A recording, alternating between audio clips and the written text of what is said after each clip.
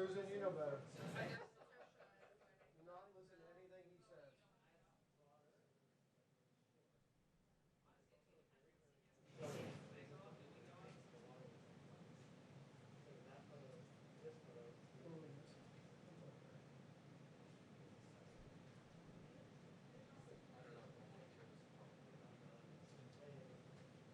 I'm not saying tear it apart. I want to test it properly. Hey, Elise. Yeah. No one's talking to me. Can they talk to me? Sorry, who was that? No one's talking to me. They said they hear you. Okay, great. That's all. They can just talk to me just as before. I don't hear anything. Yeah. Just to make sure. Technically, we can't. So you need to have this checked. You were talking, I'm like,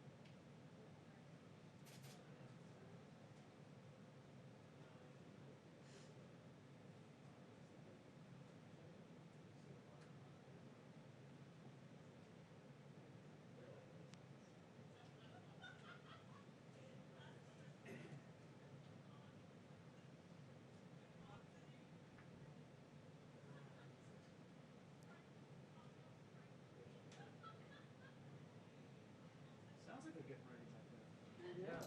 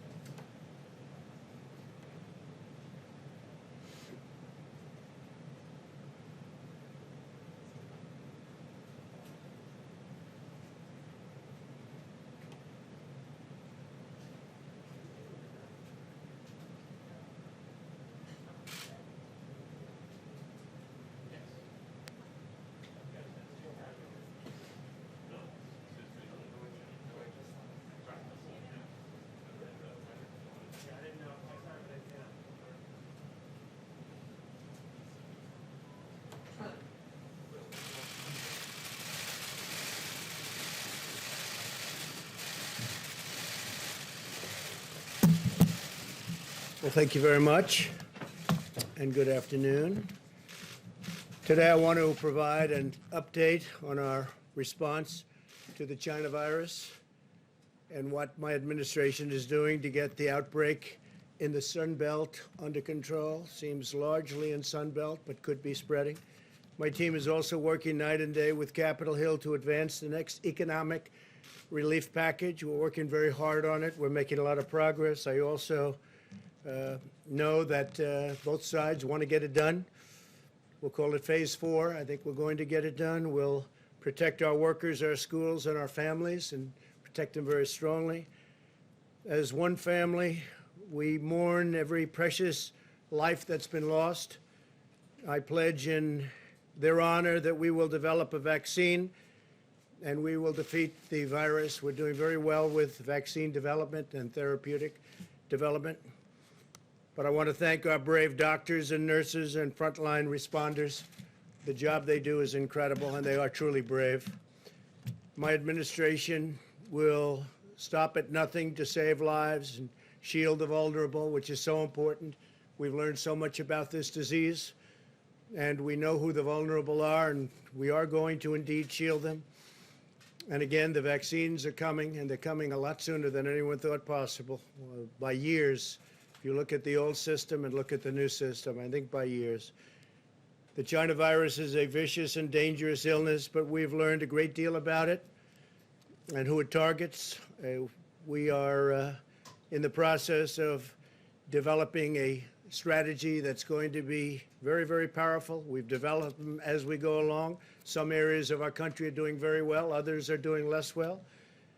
It will probably, unfortunately, get worse before it gets better. Something I don't like saying about things, but that's the way it is. It's what we have. You look over the world, it's all over the world, and it tends to do that. The governors are working very, very hard, and we are supporting them 100%. Everything they need, they get, and we are taking good care. We have tremendous supplies and a great supply chain, whether it's ventilators or gowns or just about anything they need. So that's a big difference from inheriting very, very empty cupboards. The median age of those who succumb to the China virus is 78 years old. Roughly half of all deaths have been individuals in nursing homes or long-term care. In one study, 90% of those hospitalized had underlying medical conditions, whether it's heart or diabetes, but usually it's some kind of a condition. It seems that people have that, and if they do, it's a problem, no question about it. Young adults may often have mild or even no symptoms. They won't even know they're sick. They won't have any idea that they have a virus. They won't have any idea at all. America's youth will act responsibly, and we're asking everybody that when you are not able to socially distance, wear a mask, get a mask. Whether you like the mask or not, they have an impact, they'll have an effect, and we need everything we can get. Data shows children have the lowest fatality risk. 99.96% of all virus fatalities are in adults. Think of that. So that's much, much, much less than 1% for children, young people. By understanding these risk profiles and learning how to treat the disease, we've been able to greatly reduce mortality in the United States. In fact, we'll show you a chart and how well we do compared to the rest of the world. We have several treatments already available that significantly reduce the severity and duration of the disease, including remdesivir, which has been very successful, and a widely available steroid treatment. And we have many more happening and coming out. We've learned best practices for treatment of the virus at every stage and have shared these findings with medical providers, and we've shared them all over the world. The relationship with other countries has been very strong. We're all working together. This includes ensuring all hospitals are aware of the importance of different approaches to oxygen treatment, including high-flow oxygen, the importance of steroid treatment for those on ventilators. And when you're on a ventilator, we've learned a tremendous about the use of the ventilator. And at the beginning, people never had an experience like this. where we needed so many ventilators so fast, and even the use of the ventilators, but the doctors have become incredibly, and nurses and helpers have become incredibly good at the use of a ventilator, which is actually a very complicated procedure, and allocating remdesivir to hospitals based on new admissions, since it works best early in hospitalization. And that's something that they've really started. They're using it much earlier. Fatalities nationwide have fallen 75% since mid-April. That's a great number. As cases and fatalities rise in certain hard-hit states, which you're looking at right now, we're surging personnel, supplies, and therapeutics. We again have tremendous amounts of supplies. We are in very good shape, and we can move them quickly. Our case fatality rate has continued to decline and is lower than the European Union and almost everywhere else in the world. If you watch American television, you'd think that the United States was the only country involved with and suffering from the China virus. Well, the world is suffering very badly. But the fact is that many countries are suffering very, very, very badly. And they've been suffering from this virus for a long time. We've done much better than most, and with the fatality rate at a lower rate than most, it's something that we can talk about, but we're working again with them because we're helping a lot of countries that people don't even know about. I get calls all the time asking for help, especially as it pertains to the ventilators. They need help with ventilators. They have to get them. They're very hard to get. We're making thousands now a month, thousands of ventilators a month. It's been quite amazing. We keep doing the good job, and things will get better and better. We'll be putting up charts behind me showing different statistics and different rates of success, and I guess you could say also things that we can do better on. But you'll see them. They'll be put up as we go. In April, the average age of individuals who tested positive for the virus was over 50 years old. Today, the average age is significantly younger. Hospital lengths of stay are almost half of what they were in April. So the stays are about half. The rate of cases requiring hospitalization has been reduced, and mortality among those admitted to the hospital is nearly 1/2 of what it was in April. We've learned a lot. We've learned a lot about this disease, how to handle it. The doctors have learned a lot, not only in the use of the ventilators, but in many other things. And things are happening, too, like the remdesivir and other elements, steroids, et cetera. But these trends could change without our continued and relentless focus. And that's what we have. We have a relentless focus, and it's been that way from the beginning. But we've learned so much. As you know, in recent weeks, we've seen a concerning rise in the cases in many parts of our south. You look at south, southwest, and west. This growth in cases first began to appear in mid-June, primarily among 18 to 35-year-olds, many of whom were asymptomatic. We're also facing the challenge of a significant spike in virus cases across the rest of the Western Hemisphere, including Mexico. Mexico's been hit very, very, very hard. As you know, the president, a great gentleman, was here 2 weeks ago, and they have really been hit hard. Because we've achieved a nearly four-fold increase in testing capacity in 2 months, we're successfully identifying more asymptomatic and mild cases. Some cases so mild that you really don't even treat them. Some cases with children where they don't even know that they're ill. And I guess they're not very ill because they recover almost immediately. Per capita, the U.S. is conducting 50% more tests than Europe. And we've conducted nearly 3 times as many tests as all of the other countries in the Western Hemisphere combined. Be over 50 million tests. This allows us to isolate those who are infected, even those without symptoms, so we know exactly where it's going and when it's going to be there. We're also working to reduce turnaround time. My administration has been aggressively responding to case growth in the Sun Belt, and we continue to do so, working very close with all governors, but right now, in particular, those governors. We're coordinating closely with hospitals and governors. In the last 3 weeks, I've sent senior officials into 9 states to meet with governors and provide recommendations to the various leaders of the state, including hospital administrators, etc. My administration currently has 0 unfulfilled requests for equipment or anything else that they need from the governors. No governor needs anything right now, and we think we'll have it that way till the end because, frankly, we are stocked up and ready to go wherever we have to go. We've nearly 7,000 National Guard and military medical personnel in Texas, California, Florida, and Arizona that's helping us greatly. I want to thank them very much. The military has been fantastic.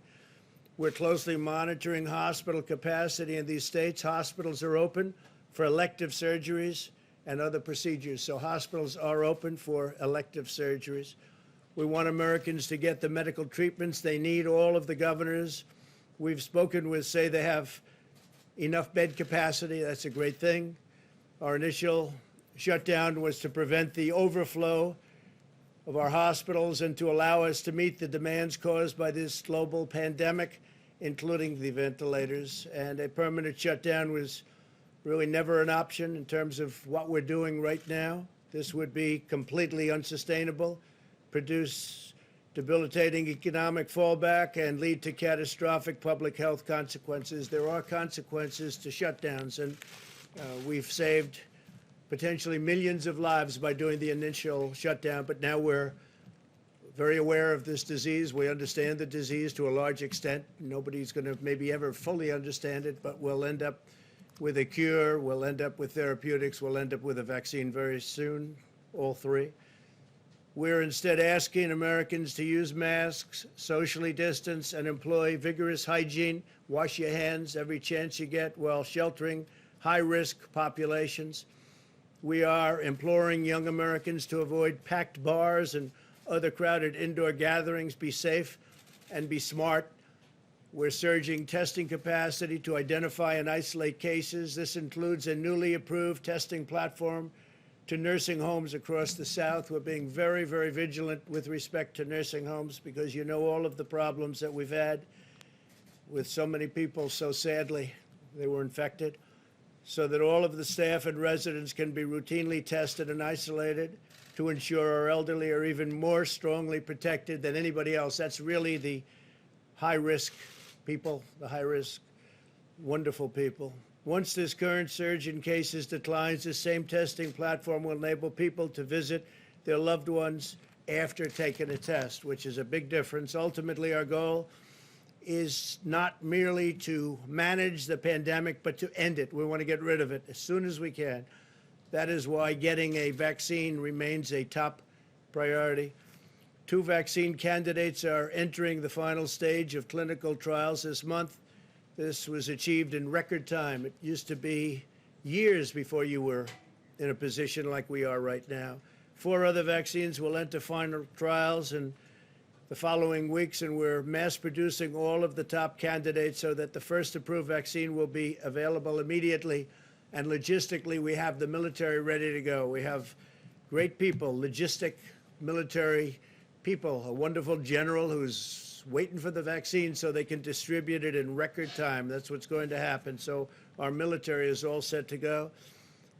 We will deliver a vaccine, therapeutics, whatever it is necessary, and defeat the virus once and for all. And I'll take a few questions if you'd like. I will say this. I want to thank all of the staff, the White House staff, all of the doctors that we've been working with so closely, and just a lot of very positive things are happening. It's a nasty, horrible disease that should have never been allowed to escape China, but it did, and it infected the world, and the world is suffering, but we're going to get it taken care of, and we're helping lots of other countries. John? Mr. President, first I just wanted to get a clarification. Your press secretary said today that you sometimes take more than 1 test a day. Well, why is that? And how often? Well, I didn't know about more than 1. I do take probably on average a test every 2 days, 3 days, and I don't know of any time I've taken 2 tests in 1 day, but I could see that happening. So Republicans and Democrats on Capitol Hill both said that they want to see more money for testing. They want to send billions of dollars to the states so they can do more testing. And you probably saw Mick Mulvaney the other day said that his kids, it took them a week to get test results back. He said this is simply inexcusable. given where we are in the pandemic. Do you think we have a problem with testing in this country right now? Well, And are you in favor of more money for testing? We've done more testing by far than anybody. Some of the tests, because it is massive volume, it takes longer. Others of the tests, as you know, are very quick. They're 5 minutes and 15-minute tests, and those are, frankly, the ones that I prefer. But we're doing massive numbers, and the numbers are coming down. And as we go, as an example, there are thousands and thousands of kits being made right now, which give you a 15-minute and a 5-minute test. So we'll be able to get those numbers down. Those numbers are similar in other places. They're also doing massive numbers like nobody thought possible. But those numbers will be coming down. I agree. I think it's a good thing if we can do Are that. you in favor of more money for testing? Well, they're going to make a presentation to me tonight and tomorrow on that. And again, we're leading the world. I think the second country at 12 million, we're going to be over 50 million tests. Second country is India with 12 million. Then you have 7 million, 6 million, and 4 million. I think that we are doing tremendous amount of testing. But if the doctors and the professionals feel that even though we're at a level that nobody ever dreamt possible, that they would like to do more, I'm okay with it. Why are your doctors not with you here today? Where's Dr. Fauci, Dr. Birx? Well, Dr. Birx is right outside. Yes, please. Thank you, Mr. President. I've got 2 questions for you, if that's okay. Number one, I just wanted to know, in November, do you want the American people to judge Could you you on speak the... up, please? Do you want the American people to judge you on the ballot in November by how you've handled this pandemic so far? This, among other things, I think the American people will judge us on this, but they'll judge us on the economy that I created and that already we're creating. We're setting record job numbers, as you know. I think we're going to have a very strong year next year. I think we're going to have a very strong third quarter, a very good fourth quarter, but I think next year is going to be a record year, and I think they're going to judge me on that. I think they're going to judge me on the tax cutting and the regulation cutting, which nobody's ever done to the extent that we've been able to do it, on rebuilding the military, on how we've handled the VA. On the VA, we got Veterans Choice. Nobody thought that would be possible. That's been many decades. They've been trying to get Veterans Choice. It's called Choice, where they can go get a doctor if they have to wait online for 2 weeks or 5 weeks or 2 days. And frankly, that's been a great thing. Veterans accountability, I think they'll judge me on that. They'll judge me on all of the things we've done. I don't think, and I think we can say this, we should, and it's never been even challenged in 3.5 years, the first 3.5 years, the first years of a presidency, I don't think any administration, any president has accomplished so much as we've accomplished, from energy to health to so many other things. And then this came in, and the plague, I call it the plague came in, terrible thing, should have been stopped, wasn't stopped. It came in, we had to shut things down to save potentially millions of lives. We did that, and now we've started them up. And I think we've really started it up very successfully. Yeah, please. Mr. President, thank you, Mr. President. You've been saying for months that the virus would simply disappear, and now you're saying that it's likely to get worse before it gets better. If it does keep getting worse, if Americans keep dying, are you responsible for that? Well, the virus will disappear. It will disappear. I think that I always like to say, as you know, either way, when you look at it, the governors are working with me. I'm working with the governor. We're working hand in hand. I think we're all responsible. I view it as a team. Very good relationships with the governors. Very, very good relationships.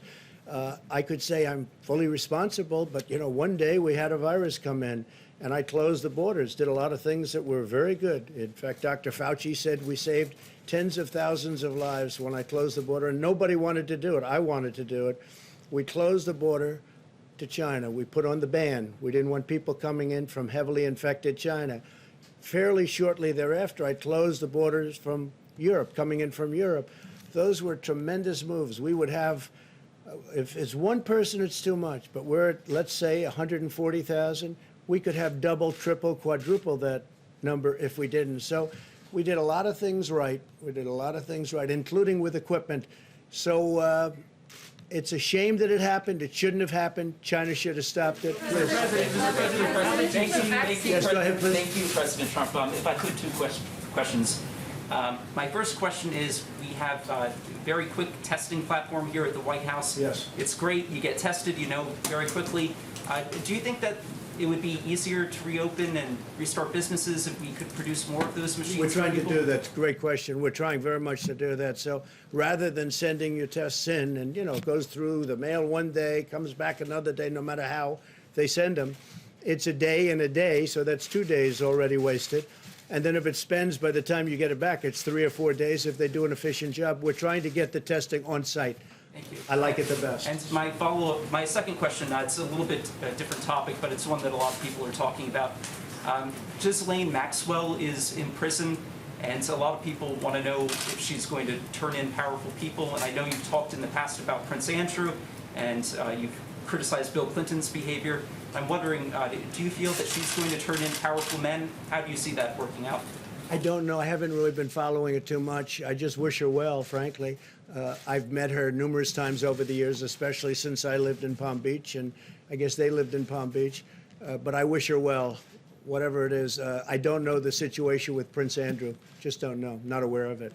Mr. Yeah, President, please, go ahead. Mr. President, On unemployment insurance, how much below $600 are you willing to go?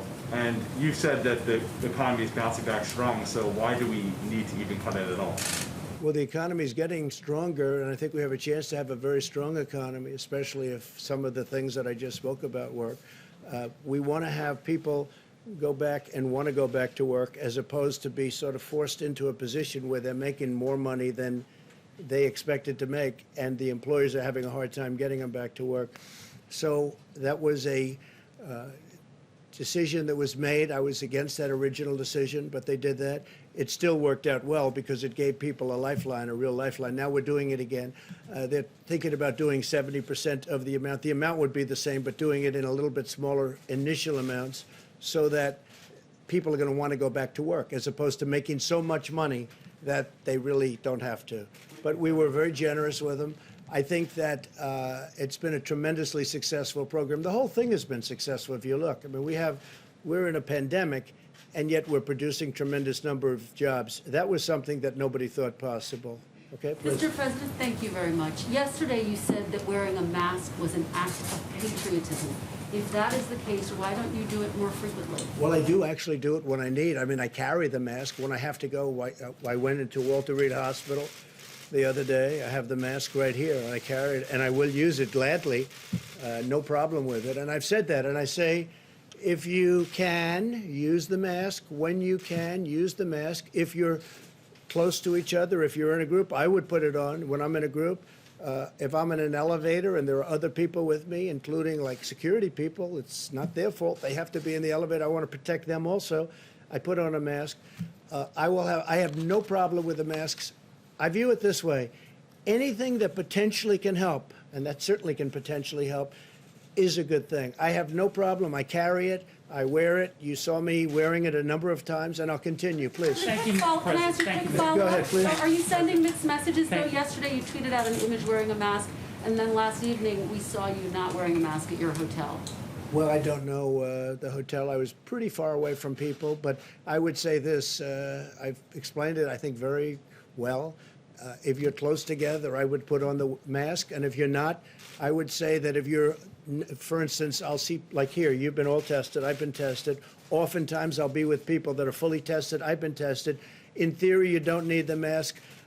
I'm getting used to the mask, and the reason is, think about patriotism. Maybe it is, it helps. It helps. Now, we have experts that have said in the recent past that masks aren't necessarily good to wear. You know that. But now they've changed their mind. If they change their mind, that's good enough for me. So I wear it when appropriate. Please. Thank you, Mr. President. Thank you, sir. A lot of Americans, though, may be surprised at your change of tone over all of this, a more perhaps realistic tone. Some would look at it that way. The sudden embrace of masks, social distancing, Well, I've always agreed with that. I mean, I've never fought either one, but certainly social distancing. I want to. That's common sense. The 6 idea that feet to things- me is common sense. I'd like to say maybe make it a little bit further. the idea that things will get worse perhaps before they get better here, and perhaps the realization that this resurgence, if you will, is for real when you used to talk about it in terms of little fires being put out here and there. Would you We have them respond too. to that? No, we have embers and fires, and we have big fires, and unfortunately now Florida is in a little tough or in a big tough position. You have a great governor there. You have a great governor in Texas. You have people that are very, very skilled people, and I think they're going to handle it very well. Their hospital capacities are holding up, but Texas is a big state, and it's very well run, and so is Florida, and I think they'll do a very good job. Changing your tone though, sir? I just wanted to ask you about the issue of vaccines, which you already mentioned. Yesterday, a study by a Chinese company showed some promising results for its coronavirus vaccine candidate. If China were first in developing the vaccine, or even if it weren't, would the administration be willing to work with China to bring a successful Chinese vaccine to the U.S.? Yeah, we're willing to work with anybody that's going to get us a good result. We're very close to the vaccine. I think we're going to have some very good results. We're already in testing. Nobody thought that would be possible. Under the old system, it would be a year to 2 years before you could even think about using the word testing. So I think we've had a lot of, and the reason we're testing, I mean, they've had good results. So now we have to see in the testing also for safety, because they have to make sure it's safe. And I think you're going to see something over the next fairly short period of time, maybe very short period of time, having to do with therapeutics and vaccines that are very good. So we'll be doing these quite often. We're going to keep you abreast of this, and we'll also talk about some of the other topics like our economy, which is doing well. The stock market had another good day. I think they have a good day because they see a lot of positive things happening on this front too. Thank you very much. Thank you. Thank you. Are you confident we'll get a deal, Mr. President?